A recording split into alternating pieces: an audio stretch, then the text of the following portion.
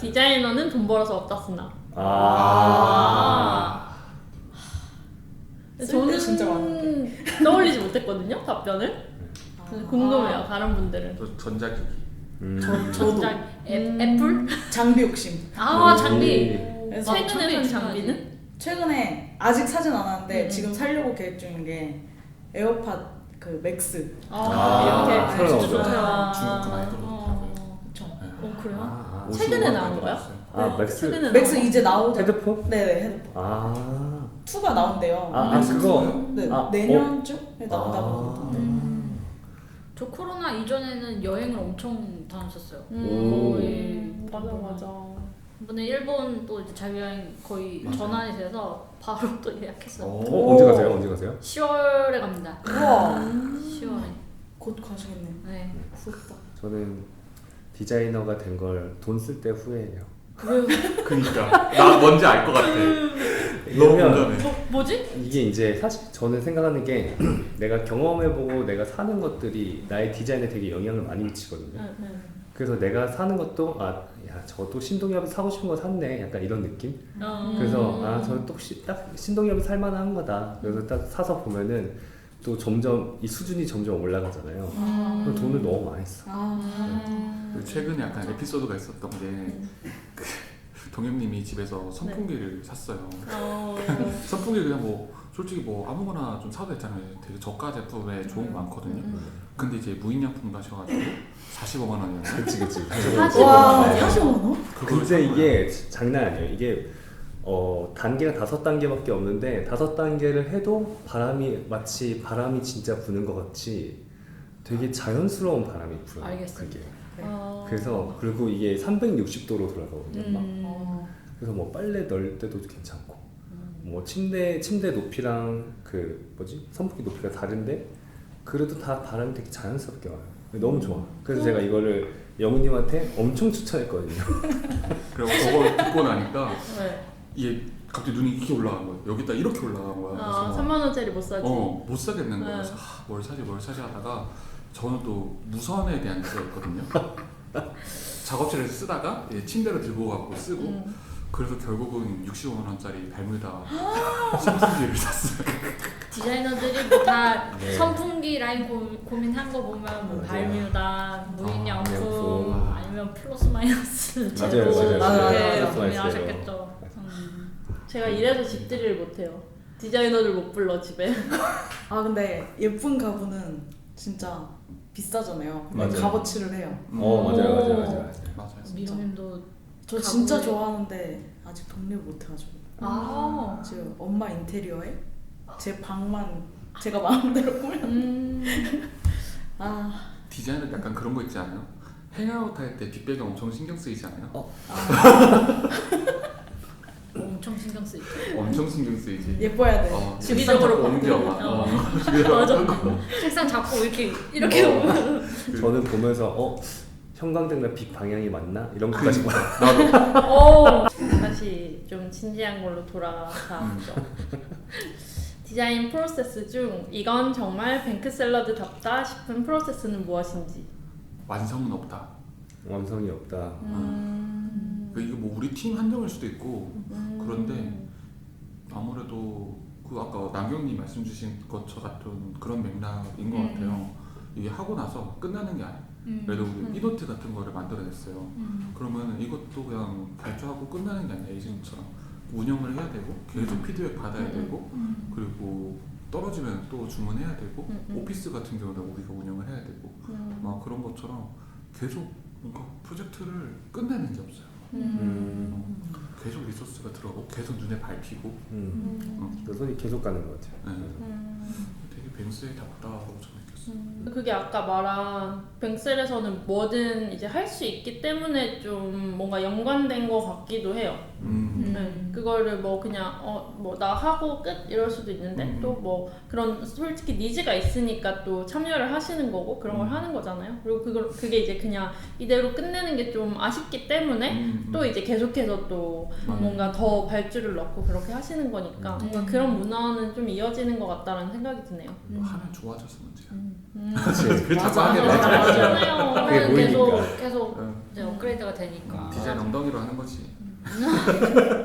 디자인 프로세스라기보다 약간 제품 사이드에서 봤을 때 아니면 뭐 조직 운영 관점에서 그러니까 저희는 회고를 되게 잘하는 조직이다라고 저는 생각을 했거든요. 뭐 물론 우리 스쿼드만일 수도 있겠지만 저희는 진짜 회고 진짜 많이 얘기 하거든요. 들려주세요. 어떻게 회고하는지. 저희는 일단 프로젝트 회고도 있고 이제 그 프로젝트를 진행했었던 멤버들끼리 그러니까 TFT 같이 운영을 했을 때 그 조직원들끼리 이제 모여가지고 프로젝트 배포하고 난 다음에 어땠는지 하고 꼭 액션 아이템 만들어야 한다 해서 그것까지 만들고 그 다음에 실천 어떻게 됐는지 그것까지도 체크하고 그러면 이 다음에 또 회고를 할 때가 됐을 때 그럼 이전 회고에서 나왔던 게 많이 우리가 개선을 했는지 이런 거를 잘 살펴보거든요. 이 구조가 이제 뭐 스쿼드 운영 회고 때도 나오고 뭐 스프린트 회고에서도 나오고 그래서 되게 좋은 것 같아요. 그리고 그거를 굉장히 기록을 잘 해놔서 이전에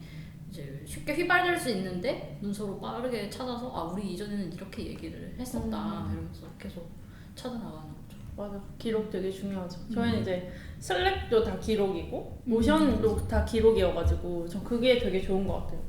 하나 일정 검색하면 웬만한 히스토리는 다 나오니까 이제 그런 것들이. 전 회사도 그렇고 전전 회사도 그렇고 그렇게 막 미팅이 이렇게까지 있진 않았거든요. 근데 하루에만 봐도 일단 아침에 딱 출근하자마자 스크럼하고 스크럼에서 업무 어떤 식으로 진행되고 있는지 공유하고 아까 남경님이 말씀하셨던 회고도 저희도 2주 만에 한 번씩 진행하고 있고 그걸 또 분기별로 OKR 수립하면서 또 팀 간의 온라인도 맞추고 약간 얘기를 엄청 많이 하는 것 같아요. 그리고 맞아, 또 맞아. 더 나가서 이렇게 팀원들끼리도 할 수 있는데 진짜 1대1로도 엄청 자주 하잖아요. 그래서 저는 이게 막 제품에 대한 오너십이나 약간 사랑하게 되는 거는 진짜 다 같이 만드니까 이거를 어쩔 수 없이 제품을 좀 자부심을 가지고 만들 수밖에 없는 구조인 것 같아요. 진짜 의견을 안 내는 사람이 없다 보니까 다 오너십이 생기는 것 같아요. 맞아요.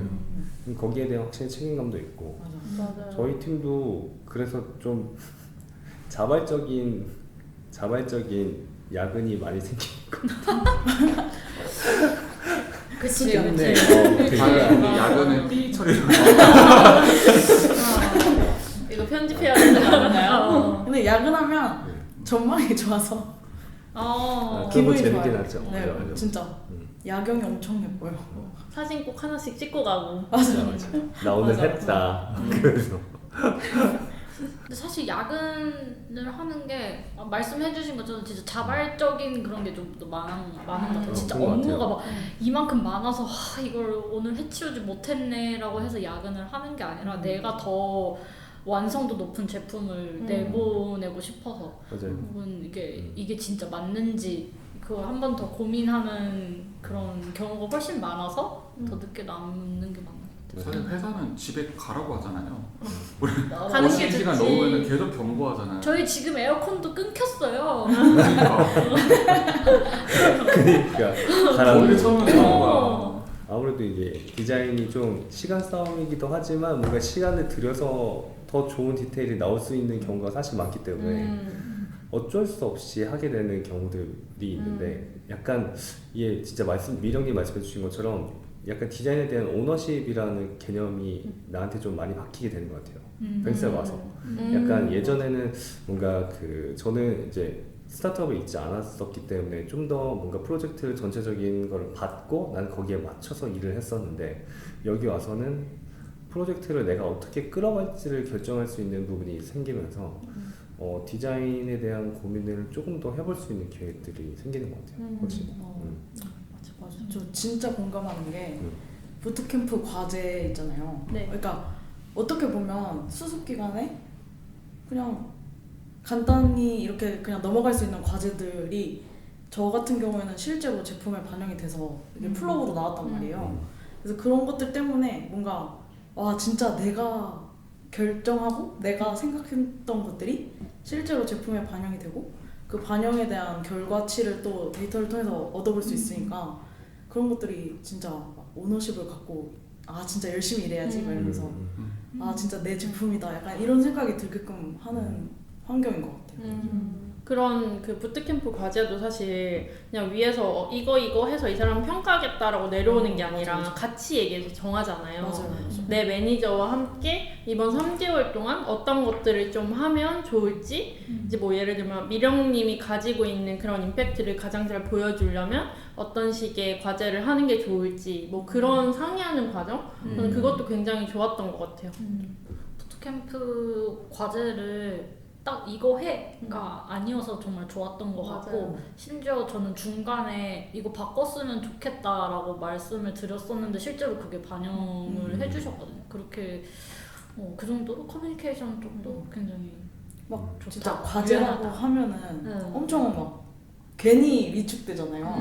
맞아요. 그리고 막 수습 기간? 약간 과제? 막 이렇게 하면은 또 누군가한테 어쨌든 보여지는 뭔가를 임팩트를 내야겠다? 약간 이런 생각에 빠질 수밖에 없었는데 근데 약간 딱 들어와서 매니저분이랑 계속 얘기하면서 아 막 어떻게 과제를 설정할 건지부터 너가 뱅셀에서 하고 싶은 게 뭐냐 약간 이런 거부터 시작을 해가지고 오히려 저는 온보딩 과정에서 뭔가 더 잘 적응하게 됐던 게 약간 과제를 해결하면서 조금 그랬던 것 같아요. 쉬워진 것 같아요.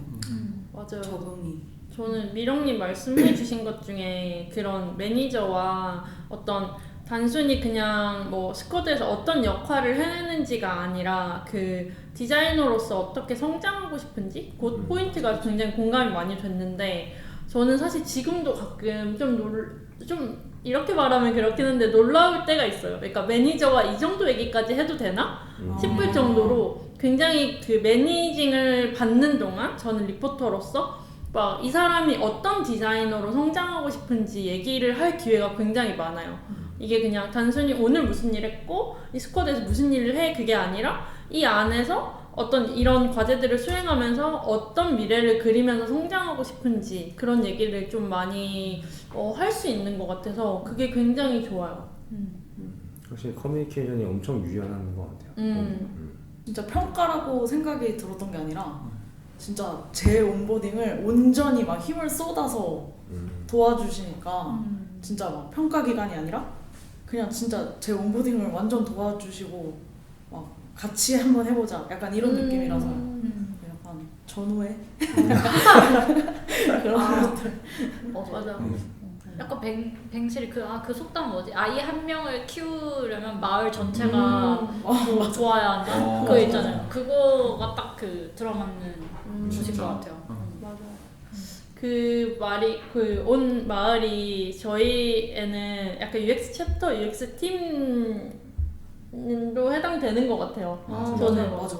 사실 저는 이 질문에 사실 우리만의 문화가 뭐 있을까? 좀 생각을 했을 때 제가 이제 이전 어떤 경험들을 비교해보면 디자인 리뷰라고 좀 생각이 많이 들었어요. 그러니까 저희가 사실 뭐 조직 구조도 굉장히 많이 바뀌고 뭐 리뷰하는 시스템도 많이 바뀌었지만 지금 생각해보면 제가 입사하고 지금까지 계속 이제 그 존재하고 있는 게 그 디자인 리뷰 채널이거든요. 그래서 그 채널이 계속 있는 게 저는 굉장히 좀 많이 좀 든든하더라고요.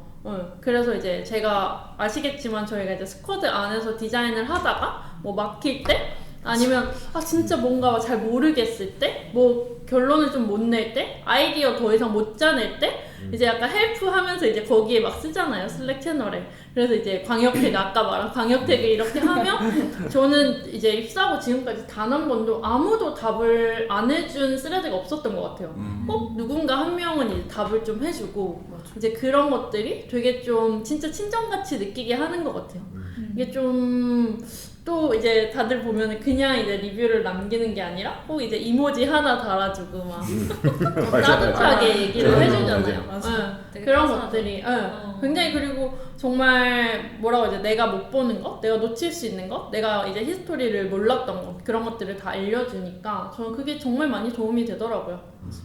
그래서 이게 좀 많은 디자이너가 모인 조직에서 할 수 있는 것들 특히 약간 이게 저는 뱅크샐러드 문화인 것 같아요. 약간 포마시처럼 이렇게 도와주는 거. 맞아.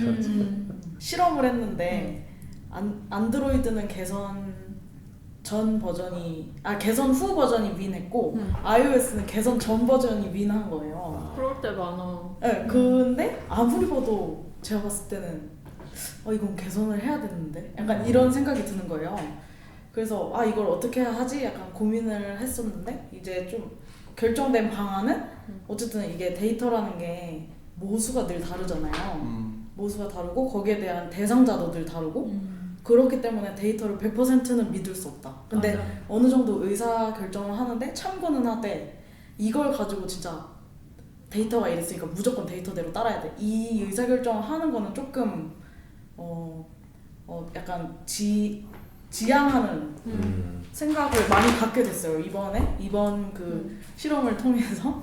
네, 그래가지고 저희 스쿼드에서는 어쨌든 그 iOS에서는 그 부분에 대한 게 윈을 했기 때문에 모듈을 조금 더 들여다보니까 확실히 안드로이드보다 사용자 범위도 약간 적었고 거기에 대한 모수들도 약간 명확한 수치를 바라보기는 어려운 점이 있어서 일단은 개선하는 방향으로 결정을 하긴 했습니다.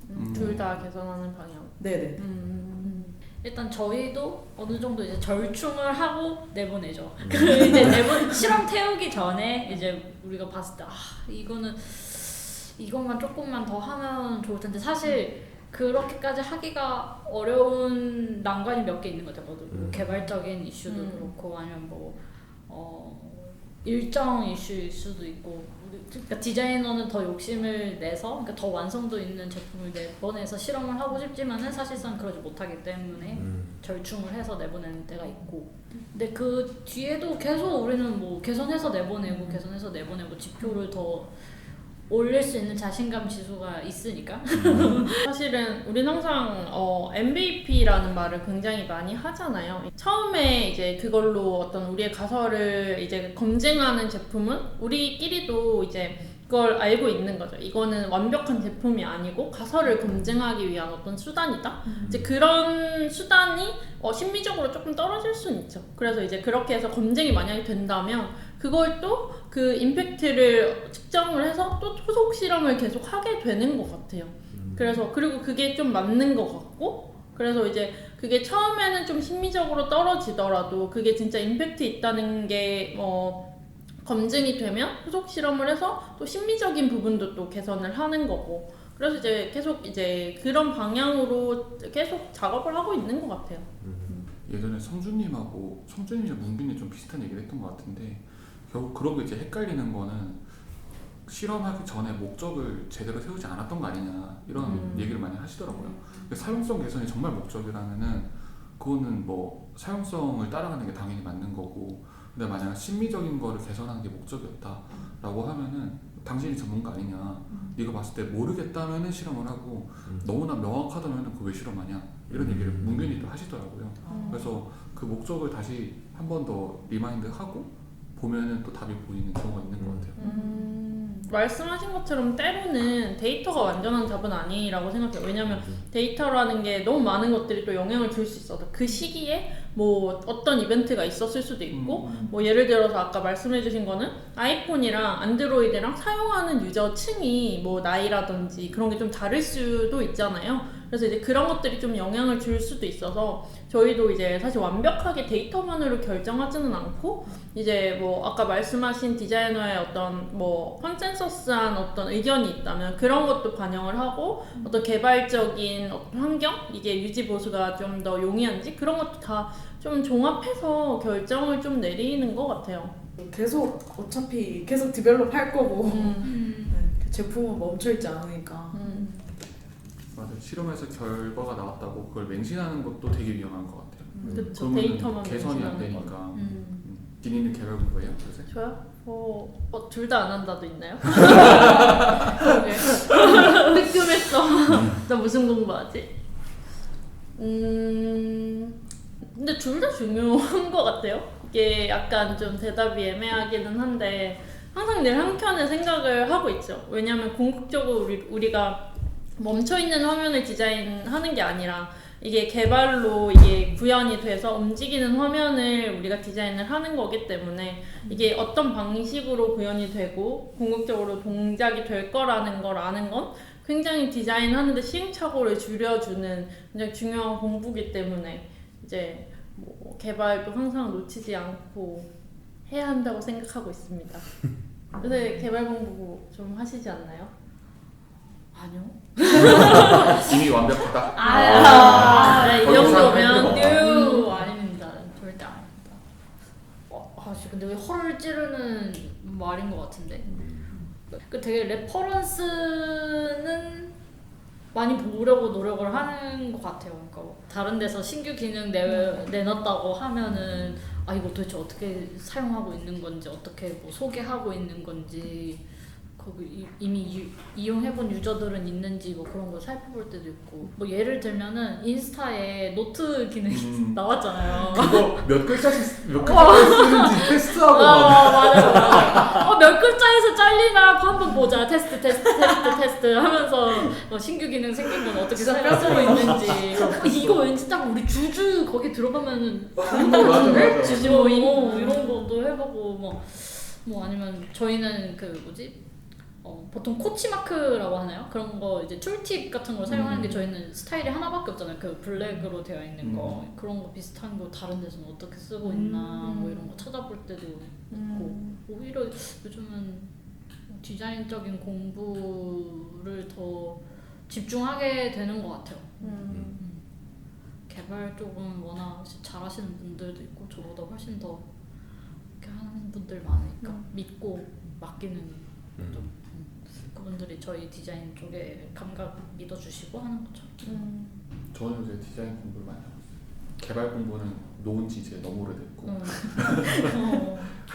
너무 오래됐고 요새는 좀 여러 가지 많이 해보고 있는 것 같아요. 이전에는 그냥 딱 2D에 있는 것들만 디자인했었거든요. 전 직장에서는 공간 디자인이라든지 패키지 디자인 같은 걸 했었고 여기 와서 이제 IT에 들어가는 디자인을 하고 있는데 아까 말씀하신 것처럼 실제로 사용이 돼야 되는 디자인이잖아요. 그러니까 그게 들어가는 환경 같은 것도 좀 공부를 해야 되고 또 거기 이 필드에서 또 통용되는 트렌드라는 게 또 있잖아요. 그런 것들이라든지 그리고 뭐 우리가 가진 환경에서 어느 미디어가 좀 가장 뭐 적합할지 그러니까 2D 그냥 SVG일 수도 있고 모션일 수도 있는데 모션은 그러면 어떤 포맷을 쓸 건지 그런 거 상은님이랑 같이 태핑해보고 최근에는 우리가 이제 스타일을 좀 바꾸기로 했잖아요. 네. 그래갖고 새로운 스타일을 어떻게 하면 잘 표현할 수 있을지 이거를 그냥 2D로만 그리는 건 답이 아닌 것 같아서 이제 3D까지도 좀 한번 태핑해보고 있고 디자인적인 공부를 많이 하고 있어요. 자연스럽게 저는 디자인에 대한 공부를 그 전까지는 진짜 많이 하려고 노력도 하고 막 되게 많이 찾아보려고 엄청 고민도 많이 하고 했는데 딱 뱅셀 와서 저희가 스쿼드 체제잖아요. 네. 딱 옆을 보니까 개발자분들이 계신 거예요. 그래서 이제는 디자인에 대한 것도 엄청 중요하고 거기에 대한 것도 물론 계속 공부를 해야 되겠지만 옆에 보니까 너무 좋은 선생님이 앉아 있어서 그래서 개발자분들한테 막 이건 어떻게 구현되는지 막 이거를 코드상으로 자세하게 이렇게까지는 모르지만 어쨌든 개발 구현 방법이라던가 아니면 이 환경에 대해서 어떻게 좀 더 스무스하게 UI적으로 풀 수 있을지 뭐 개발 구현 환경은 어떤지 약간 이런 것들을 되게 많이 배웠던 것 같아요.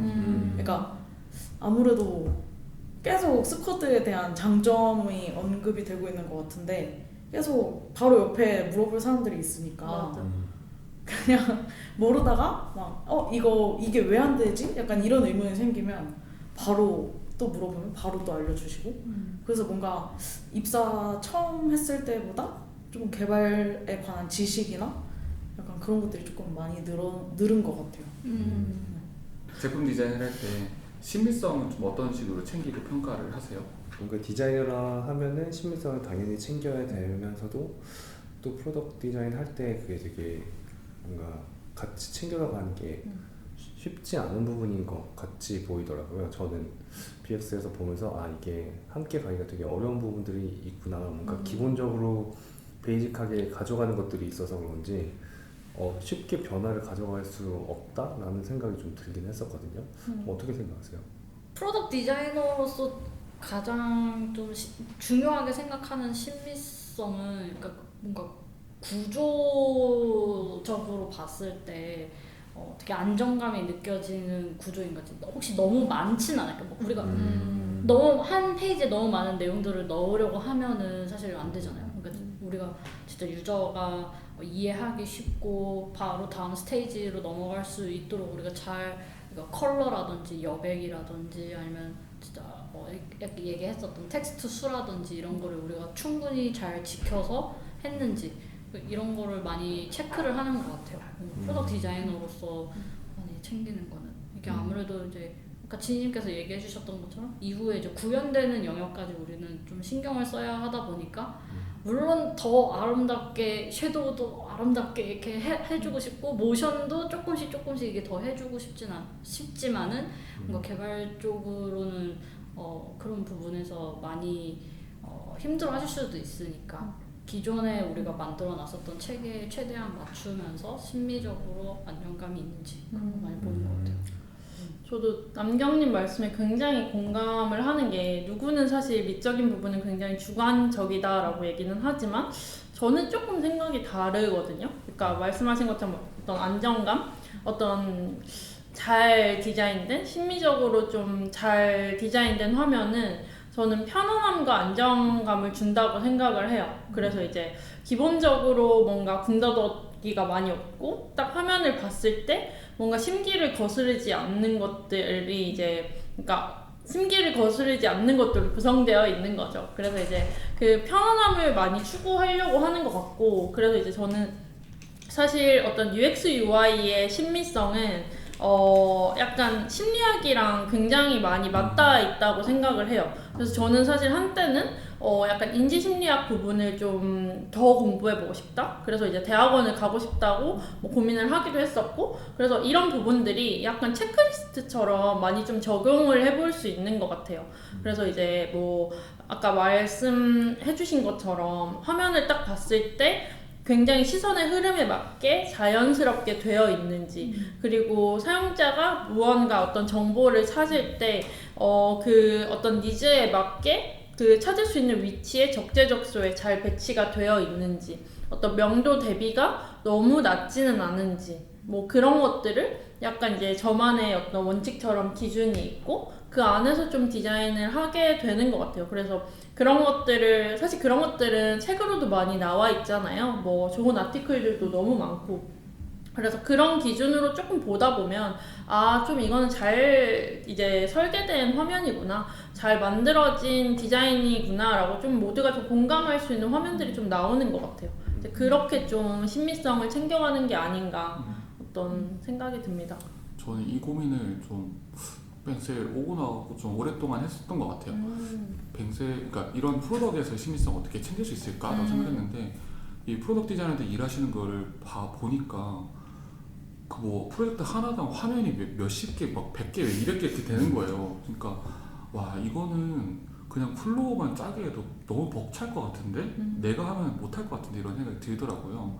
근데 그 생각까지 가니까 이거 결국은 앱을 만드는 거는 좀 팀워크가 필요하다라는 생각을 했어요. 그래서 프로덕트 디자이너들은 이게 UX 디자이너잖아요. 그러니까 경험을 설계하고 플로우를 만들고 그 사람을 이해해서 뭔가 원하는 기능들을 제공을 하는 그런 것들에 더 초점을 맞추고, 우리가 거기 기여할 수 있는 거는 좀 신선한 재료들을 줄 수 있겠다. 예를 들면 아이콘이라든지 아까 말씀하셨던 명도 대비 같은 것들은 그냥 접근성이 고려된 디자인 시스템이 있다면은 신경 안 써도 되는 거잖아요. 맞아요. 그런 식으로 정말 신미성에 대해서는 UX 디자이너들이 최소한으로 고민해도 굉장히 좋은 제품이 나올 수 있도록 UX 디자이너들이 도울 수 있지 않을까? 그런 고민을 하고 있어요. 그래서 디자인 시스템이 다른 데에서는 정말 효율성을 위해서 뭐 부채를 최소화시키기 위해서 이렇게 한다고 하지만은 BX 디자인 입장에서는 정말 유용한 툴이거든요. 이 앱 전체에 효과적으로 빠르게 영향을 미쳐서 신미성을 끌어올릴 수 있는 툴로서 저는 디자인 시스템이 굉장히 매력적으로 생각해서 그래서 그쪽으로 좀 많이 태핑을 해봐야겠다, 이런 고민을 하고 있어요. 맞아요. 이게 그냥 단순히 뭐 UX UI 쪽으로만 끝나는 게 아니라 말씀해주신 것처럼 어떤 BX와의 어떤 그런 협업이 있어야 결국 화면이 완성되는 것 같아요. 어떤 기본적으로 화면에 어떤 강, 중, 약을 구성을 할 때 진짜 강하게 표시해야 될 것들은 어떤 이제 브랜드 팀에서 좀 더 고민을 해주는 어떤 컬러를 쓸 것인지 어떤 뭐 룩앤필을 사용을 해서 시선이 제일 먼저 꽂히게 한다든지 뭐 이런 식의 고민들을 굉장히 좀 많이 해주시고 계시고 그런 것들이 굉장히 또 이제 기여를 많이 하고 그런 것들이 이제 서로 약간 융화가 될 때 좋은 화면이 되게 나온다고 생각을 많이 해요. 그래서 아마 아시겠지만 저희는 굉장히 BX팀의 그 요청도 굉장히 많이 하잖아요. 네, 그냥 우리 안에서 끝나는 게 아니라 항상 여기에 뭔가 요런 아이콘이 있으면 좋을 것 같은데 아니면 요런 일러스트 아니면 요런 모션 이런 것들이 뭔가 사용자가 그 화면을 이해하기에 좋을 것 같은데 뭐 이런 얘기들을 굉장히 많이 하고 실제로 요청도 많이 하고 그래서 항상 저는 뭔가 같이 만들어 간다라는 느낌 많이 받아요. 저도 뭔가 지니님 말씀에 엄청 공감했던 게 일단은 제품을 나 혼자 만든다고 했을 때 그 신미성이 진짜 완벽하게 나오냐 하면은 절대 아닐 것 같거든요. 그래서 그거를 이제 신미성을 어쨌든 이제 제가 기획을 하고 어쨌든 디자인 시스템에 맞춰서 어느 정도 이제 플로우나 전체적인 구성을 하면은 이제 거기에 대한 부분들을 다른 이제 BX 디자이너랑 UX 챕터 분들이랑 디자인 프린시플도 한 번씩 다 리뷰를 해보고 그리고 BX 디자이너 분들한테도 이렇게 이런 일러스트 여기에 들어가도 돼요? 약간 이렇게 한 번 더 검증을 받고 그러면서 약간 제가 만든 뼈대에 이렇게 다 살을 이렇게 조금씩 붙여서 이제 하나의 제품을 이렇게 딱 만드는 느낌이라서 아마 저는 좀 BDS도 그렇고 저희 디자인 프린시플도 정해졌던 그런 룰들도 그렇고 그런 검증의 과정을 통해서 뭔가 신미성이 약간 챙겨지고 계속 디벨롭이 되는 것 같아요. 그래서 저는 사실 좀 기대가 많이 돼요. 다음 분기. 왜냐면 우리가 사실 얘기하고 아직 오픈이 안 된 것들도 굉장히 많잖아요. 네, 그래서 이제 진짜 정말 준비하는 단계인 거고 이런 것들이 이제 계속 오픈이 되면서 저는 더해질 거라고 생각하거든요. 사용성이라는 게 이제 이런 심미적인 부분에서 오는 사용성도 분명히 있어서 사용자들이 당장 한순간에 지표가 확 오르지는 않지만 분명히 나 이거 좀 화면 편안한 것 같아. 이거 좀 뭔가 내가 오래 이 화면을 보고 있어도 어지럽지 않은 것 같아. 이게 분명히 나중에는 쌓여서 지표로 드러날 거라고 생각하거든요. 그래서 이제 우리가 그런 것들을 나중에는 지표로 좀 보상받는 순간이 오지 않을까. 약간 그런 거를 트래킹하기 위해서 이번에 그 사용성 조사, 사용성 만족도 조사를 했잖아요. 베네디스사에 합쳐가지고 그래서 그런 것들 계속 트래킹 해보면은 진짜 재밌을 것 같아요. 지금 조금만 사실 돌아서 생각해봐도 3년 전 뱅셀, 2년 전 뱅셀, 1년 전 뱅셀이 다 달랐던 것 같아요. 제 생각에는. 전 디자이너로서 지금 뱅셀이 가장 급격하게 변하고 있는 것 같다는 생각을 해요. 진짜 성준이도 오시고 하면서 챕터도 되게 안정되고 뭔가 시스템들이 팍팍팍 생겨가지고 정말 드림팀이 딱 완성이 되어서 이제 막 달려가는 그런 느낌이라서 진짜 변화 급격한 것 같아요. 기대가 됩니다. 프로덕트 디자이너로서 내가 일하고 싶은 회사의 모습과 실제 뱅크샐러드에서 일하는 모습이 일치하는지 일치하시나요? 저는 되게 많이 일치하는 것 같아요. 예스. 음. 왜냐면 제품 그러니까 제가 생각하는 프로덕트 디자이너의 모습은 그냥 뭔가 기획이 오면은 그거에 맞춰서 디자인하고 그리고 뭐 배포되는 거 보고 뭐 이런 게 아니라 저는 진짜 제품 전반적인 영역에서 디자이너가 영향력을 발휘할 수 있는 것 그게 정말 중요하다고 생각을 했거든요. 근데 딱 뱅크샐러드가 내가 원하면은 프로덕트 디자이너가 원하면은 어떤 포지션에서든지 이야기 드릴 수도 있고 아니면 내가 직접 뭐 참여를 해서 어떻게 하면 더 좋을 것 같다 이런 이야기를 많이 드릴 수 있는 것 같아요. 심지어 뭐 마케팅적인 영역도 그렇고 DX적인 영역도 그렇고 뭐 실험하고 난 다음에 그럼 이 데이터로 봤을 때 뭐 어떻게 개선하면 더 좋을 것 같냐 뭐 이런 얘기까지도 다 참여를 하면서 작업을 할 수 있는 걸 원했었고 그리고 그런 거를 실천을 할 수가 있어서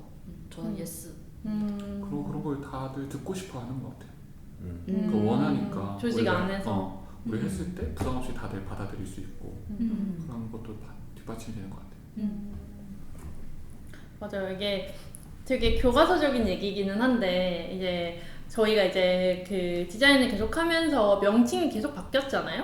UX 디자이너라고 하기도 하고 지금 이제 프로덕트 디자이너라고 하는데 그런 걸 많이 종종 물어봐요. 그러니까 UX UI 디자이너와 프로덕트 디자이너의 차이는 무엇이냐라고 이렇게 물어보면 되게 교과서적으로 보통 이렇게 얘기를 하거든요.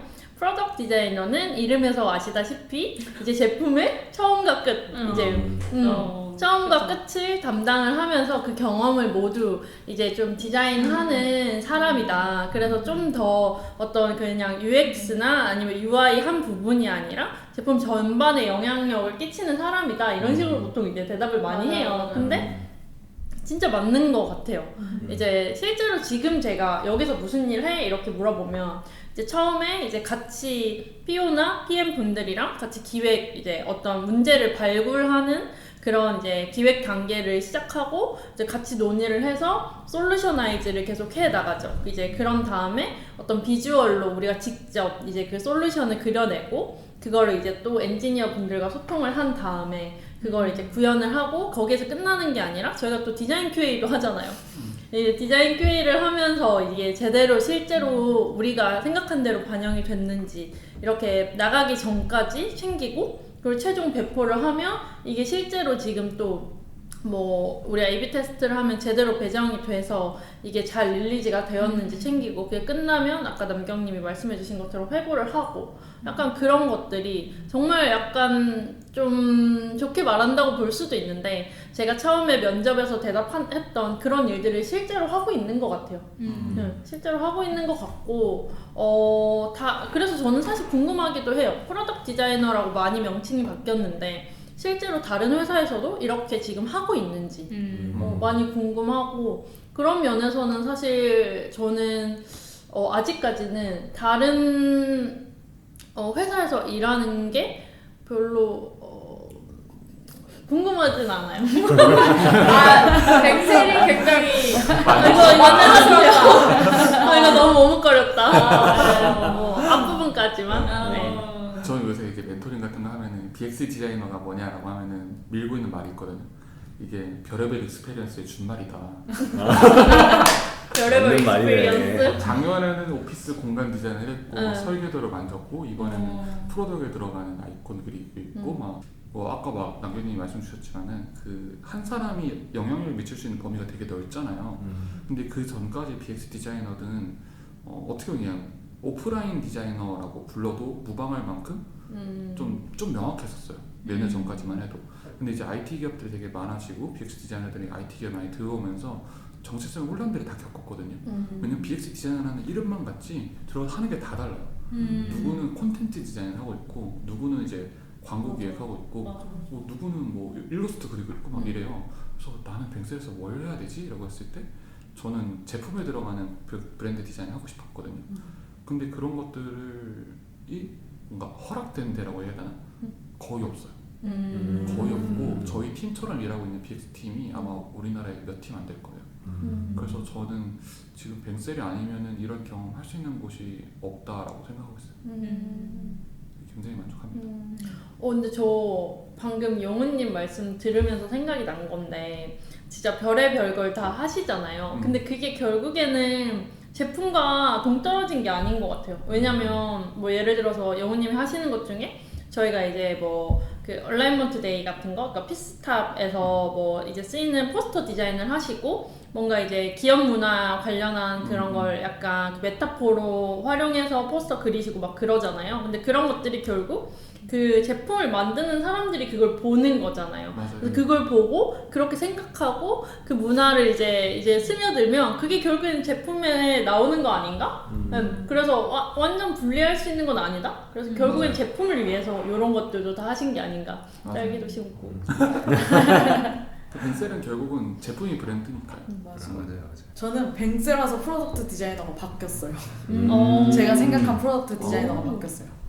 그리고 그 한 10대, 20대 초반에 이제 디자이너를 꿈꿨을 때 생각했던 거랑은 거의 일치한 것 같아요. 왜냐면 저는 내가 디자이너가 되면 진짜 막 제품에 푹 빠져서 열정적으로 진짜 일하는 완전 커리어우먼이 될 거야 이런 생각을 가졌거든요. 아 지금은 다른 생각할 틈도 없이 제품만 생각하고 있고 먹자. 하루가 네, 온전히 일로 시작해서 일로 끝나기 때문에 거기에 대한 건 완전 일치하고 뭔가 프로덕트 디자이너에 대한 거는 뱅스라서 조금 많이 바뀌었던 게 와 되게 약간 숲을 보는 사람이 되어야겠다? 약간 이런 생각을 많이 했던 것 같아요. 합류하고 나서 원래 그 전에는 진짜 그 전 회사는 약간 UI적인 것도 엄청 많이 신경 써야 했기 때문에 아이콘 그리기 막 이런 걸로도 막 시간을 쏟아야 됐고 그런 것 때문에 일정은 항상 또 촉박했고 그렇기 때문에 조금 놓치는 경우가 많았다고 생각이 들었는데 뱅셀에 입사하고 나서는 와 막 너무 든든하게 지원을 막 여기저기서 이렇게 해주시니까 저는 진짜 딱 몰입할 수 있는 환경인 거예요. 그래서 맞아, 좀 맞아. 뱅셀 맞아. 입사하고 나서 프로덕트 디자이너에 대한 그런 생각들이 많이 바뀌었어요. 스쿼드로 업무하는 걸로 알고 있는데 각각 디자이너와 어떻게 만남을 갖고 있는지 이런 거 조금 UX 더 챕터 구체적으로 이렇게 궁금하실 것 같아요, 사람들이. 맞아, 뭐 스쿼드 조직부터 얘기를 해야 하나? 저희는 일단 뱅크샐러드 앱에 들어가 있는 이제 탭이나 뭐 기능 중심으로 이제 조직이 구성이 되어 있고 그걸 스쿼드라고 이제 말을 하고 있고 그 스쿼드에는 기본적으로 이제 메인 디자이너가 한 명씩 있고 아니면 약간 좀 업무량이 많고 뭐 피처 사이즈가 큰 곳에는 한 명 더 이제 배치돼서 이제 같이 업무를 하고 있는데 그러다 보니까 이제 피처 중심적으로 어쩔 수 없이 그렇게 생각을 할 수밖에 없잖아요. 그러니까 이제 저희는 UX 챕터, 이제 디자인 챕터를 이제 운영을 하면서 각각 이제 디자이너 분들이 이제 어떤 작업을 평소에 했었는지, 어떤 생각을 하고 있었는지, 평소에 뭐 어떻게 살고 있는지, 뭐 먹었는지 이런 거를 이제 온라인하는 이제 그런 조직이 또 있죠.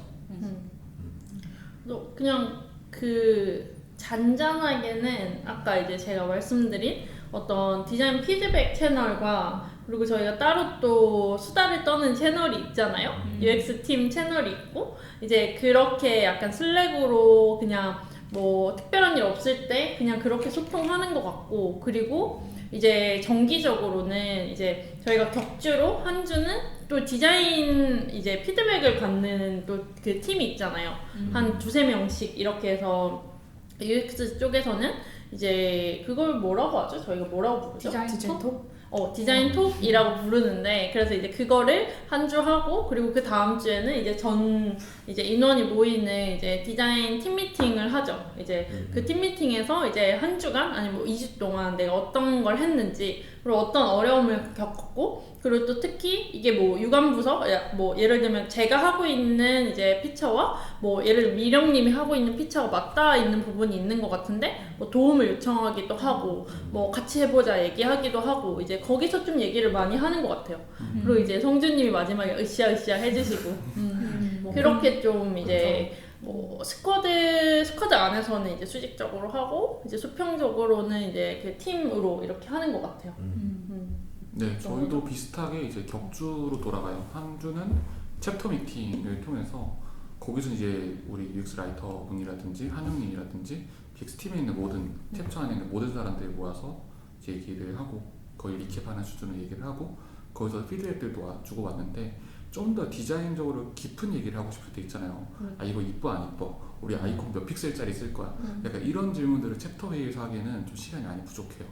그래서 다음 주에는 디자인 아고라라고 해서 디자이너들끼리만 모여가지고 주제를 한두 개 정도 들고 오거든요. 그래서 나 이거 얘기하고 싶어 하고 이렇게 노션을 넣어놓으면은 그거 가지고 이제 우리 한 2시간 정도 얘기하는 긴 세션이 있어요. 그래서 그렇게 격주로 이렇게 운영을 하고 있습니다. 저희 지난번에 한번 디자인 아고라 같이 들었던 적 있지 않아요? 맞아요. 그 뱅셀 그린에 대해서? 맞아요. 맞죠? 뱅셀 그거 되게 재밌었어요. 저도 네. 좋았어요.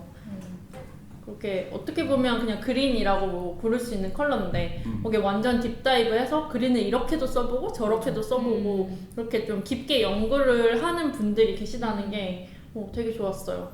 사실 프로덕트 디자인 쪽에서는 시도하기 어려운 부분이다 보니까. 맞아요. 그리고 이번 주 금요일에는 이제 소정님이 일러스트 아 맞아. 디자인사 공유해주기로 했잖아요. 완전 기대하고 있어요. 아 진짜 두근두근. 그래서 뭐 그런 자리들을 좀 자주 만들려고 해요. 저희도 뭐 그런 스타일 관련된 것들 계속 리서치하고 저희 스터디하고 있으니까 계속 공유드리겠습니다.